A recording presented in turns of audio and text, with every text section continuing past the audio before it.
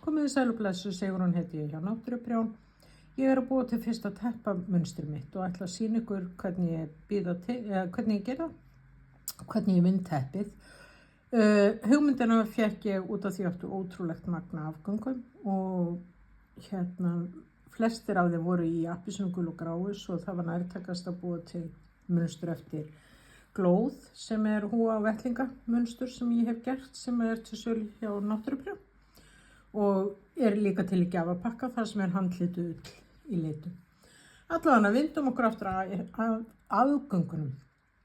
Ég ákvað að búa til teppi sem væri svona ferningar og þegar þú ert búin að prjóna eitt ferning þá er það 25 x 25 cm. Svo þeir eru svolítið stórir og maður þarf ekki mjög marga. Það er margt sem þurfti að huga að því ég var að gera þetta. Til dæmis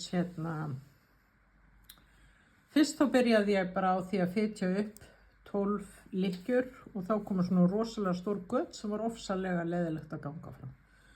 Og þannig að þá fór ég að byrja með Magic Loop eða töfralykkju og byrja því að fitja upp 12 lykkjur í miðjuna.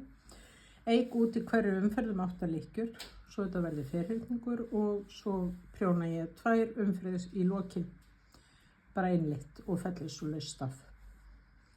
Þegar ég er búin að prjóna þá ferninga eins stórt og ég vil að teppið sé, þá sauma ég saman ferningana og það ger ég líka reynda með appelsínugulu og sauma í neðri partinn af fellingalykkjunni sem er svona eins og flétta og sauma bæði því ég sauma inni og geri snúrjaðarinn, þá sauma ég inn í neðri partinn.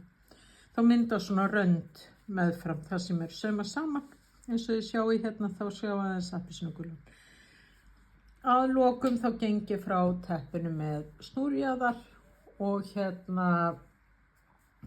og sýna ykkur svo hvernig það er gert. Þá tek ég alltaf lykkjuna af ferningnum og hef hana ofan og þá myndar svona munstur og svo kemur líka línan að því ég tek neðri partinn af lykkjunni.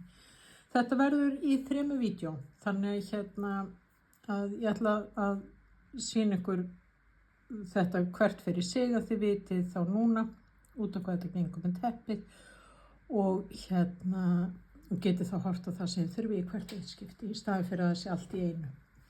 Ég sjáu hvernig teppið mun líta út í restinu.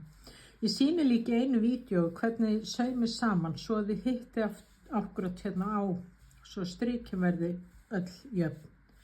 Þá byrja ég í miðjunni, það sýni ég í því vídeói. Þannig að ég bara vona að þetta hjálpa ykkur og þið njótið þess að prjóna þetta teppi. Mér finnst það allavega skemmtilegt að prjóna. Þannig ég sýni ykkur í næstu vídeóum hvernig þetta er gert. Takk.